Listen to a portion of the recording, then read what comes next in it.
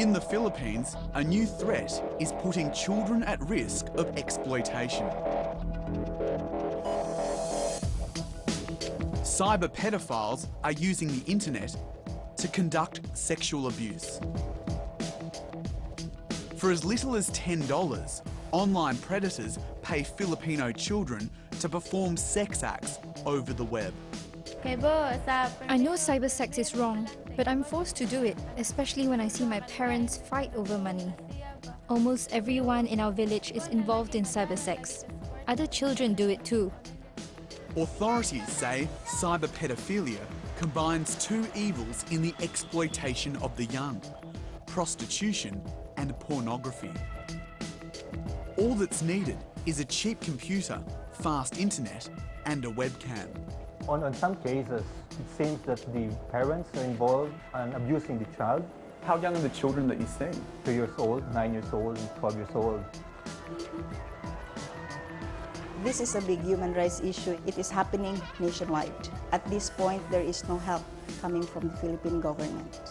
I'm Drew Ambrose. On this edition of 101 East, we investigate how online pedophiles are preying on Asia's vulnerable children.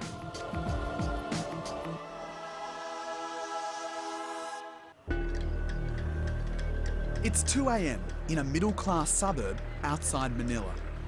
The National Bureau of Investigation is raiding 2 homes owned by one family.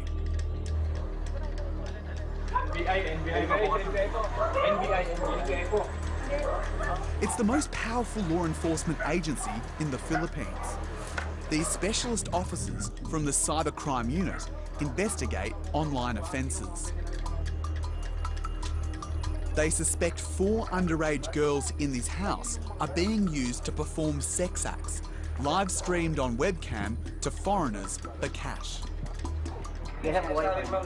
They have Wi-Fi.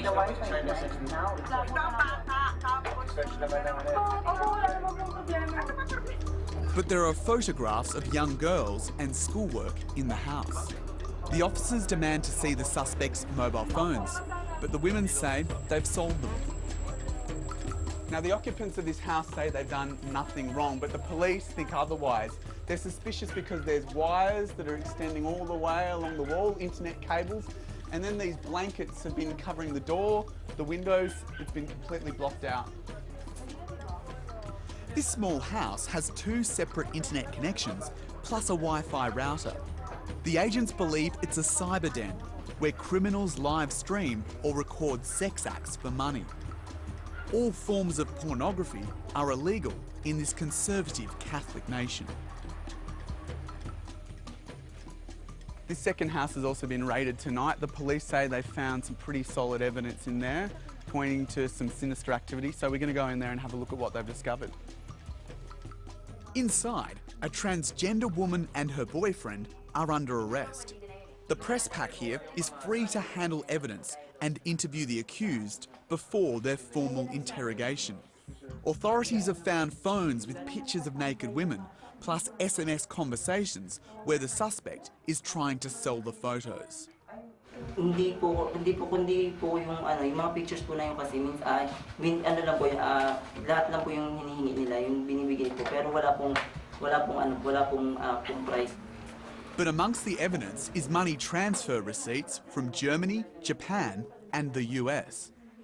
Persistent questions from the media draws an admission.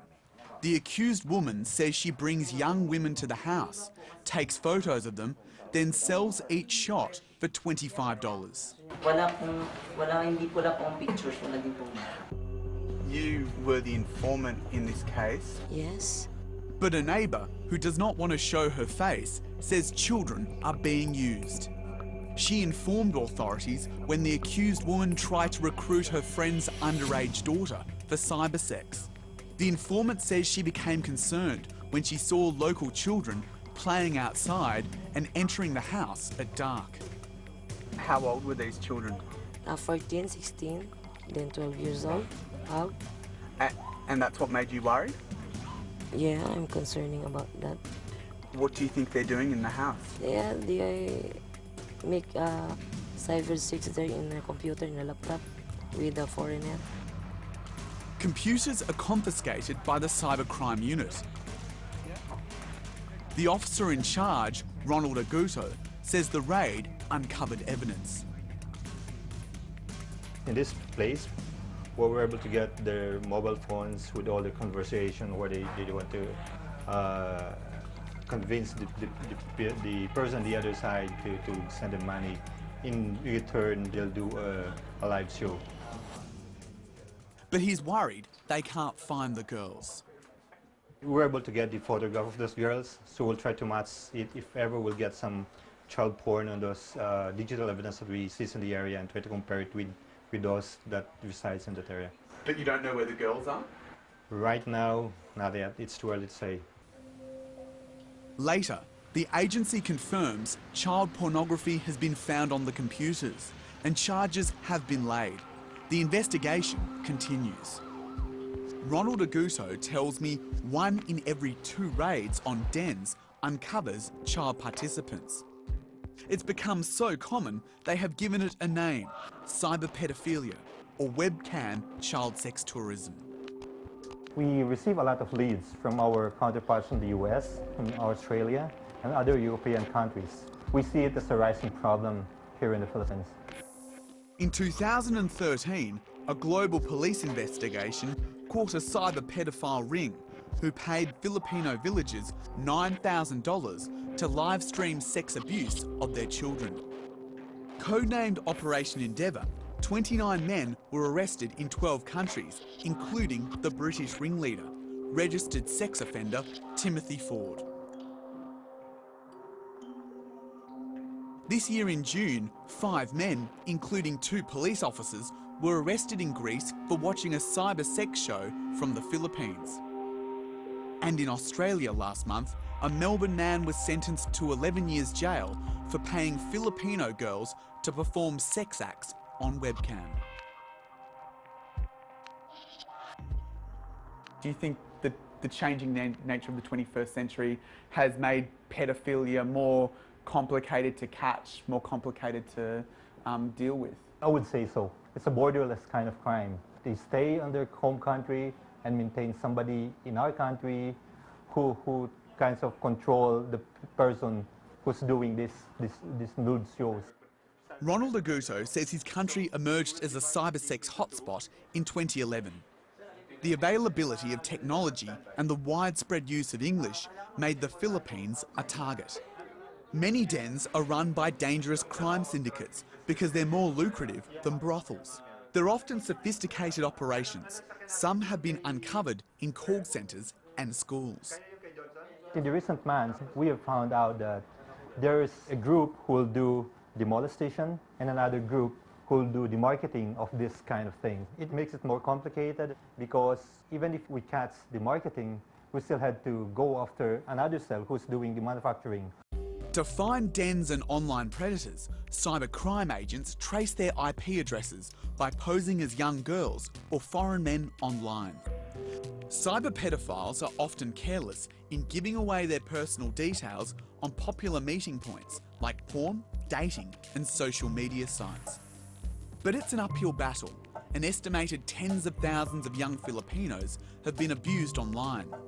As perpetrators become more sophisticated, so do those who want to trap them. Dutch NGO Terre des Hommes has a chilling insight into the problem. It created a 10-year-old Filipino avatar called Sweetie to attract chatroom predators for a 10-week research project. My name is Sweetie. I'm 10 years old. I'm not real. Sweetie and the Netherlands team received sexual advances from more than 20,000 cyber pedophiles in 71 countries. Almost all these requests would have some sexual nature within the first 30 seconds. Well, what surprised me was how normal this seemed to these guys. So obviously, they were doing this more often. They would not be surprised of a young girl online, and they were not surprised that this girl might do some kind of sex show for them. Bushe Havana is a psychologist with the organisation.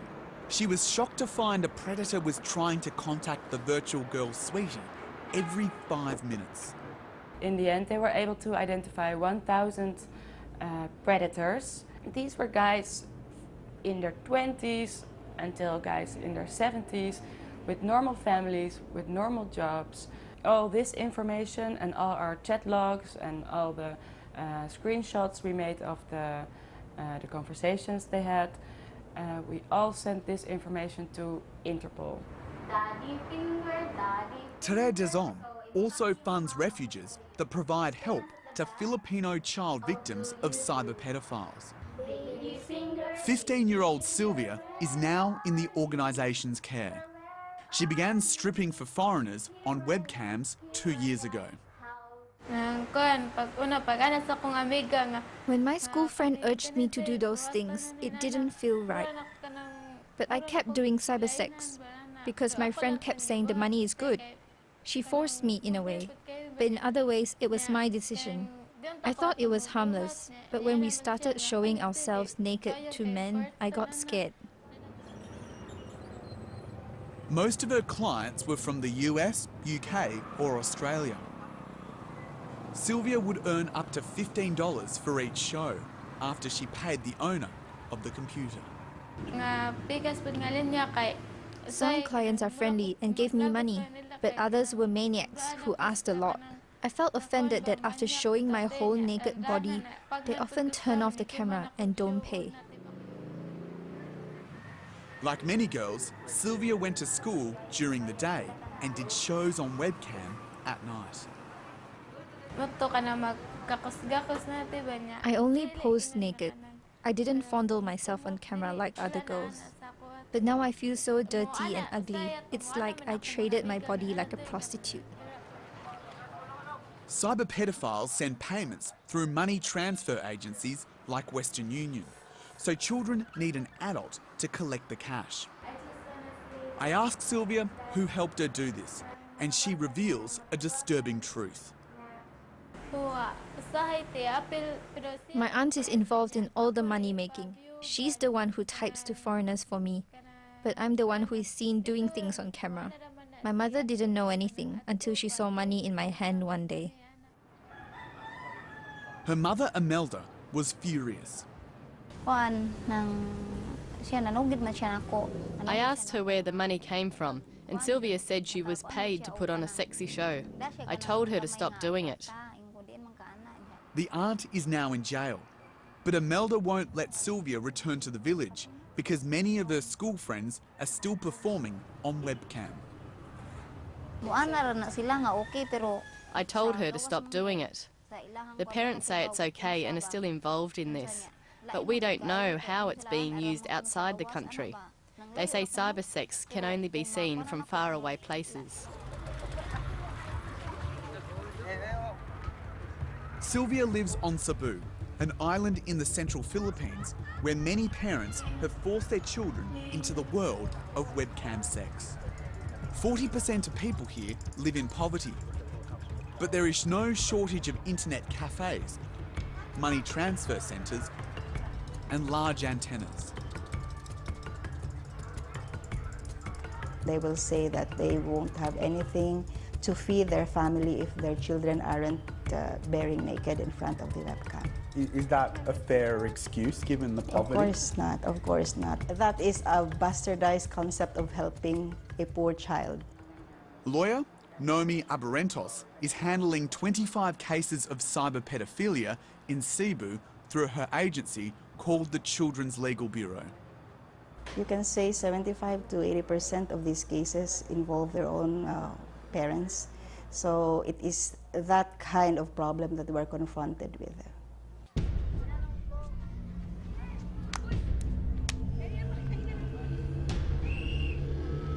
When a parent is the pimp, webcam shows are often conducted at home.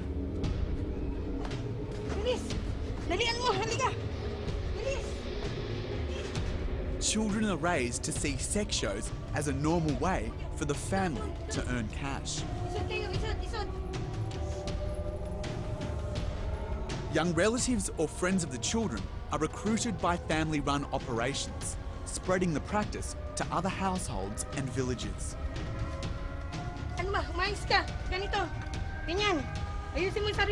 All the children are paraded before the webcam. In extreme cases, infants are included in sex acts and siblings are pressured to molest each other. When the client gets to see the children and there are younger children in the background, the client would usually ask, how about that one? And then the mother or the father would say, no, not that one, that's too young. But then the foreigner or the client would say, I'll give you a higher price. And then the mother would say, okay, now that would be the 2-year-old.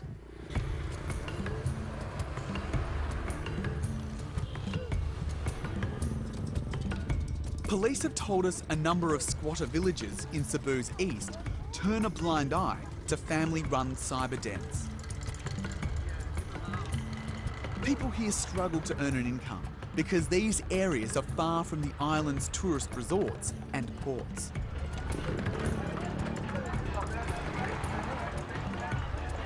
Thank you very much, mate. I'm heading to one secluded village called Ibabao, where last year 3 adults were arrested and 15 children were taken in by welfare agencies. Hello, sir. I'm Singinoy, sir. How long have you lived in this village for? One elder, Feliciano Denoy, shows me a house where parents force their children to perform sex acts on webcam for $100. All were under 11. The couple did it to feed their meth addiction. So this is the house? Yeah? Yes. Usa ni sa balay nga, usa sa biktima about Cyber 6. There are 2 times siya nga gi-read. 2 times raided, yeah? Yes. How many children were in there? 5 children. And everyone knew that this was happening in the village, or was it a secret? Yes, Kibalo. The whole neighborhood. Police came here 3 times to investigate, but Feliciano tells me the village elders ignored what was happening, as it's a Filipino tradition to not meddle in a neighbour's affairs. Why didn't community leaders like yourself do anything if they knew that children were being abused in this village? We kept advising and telling them not to use children, but they kept involving the children, so we can't do anything as a local elder. There was a time when we could go inside the homes as elders, but back then they would just shoo us away. They said we are doing it because we are in dire need. I said I don't care if we do this as adults, just don't use children. Webcam sex had become a way of life in Ibabao. At the time, more than 20 adult women were performing cyber sex acts in internet cafes and local homes. 2 participants, Maria and Miles, say a woman from outside the village introduced cyber sex as a get-rich-quick scheme. Before we had debt, we owed the stores money for food, but things came easy when we started doing cyber sex. We earned enough to buy meat, to go to the malls and the beach. Both women claim they didn't know children were being molested, but said their foreign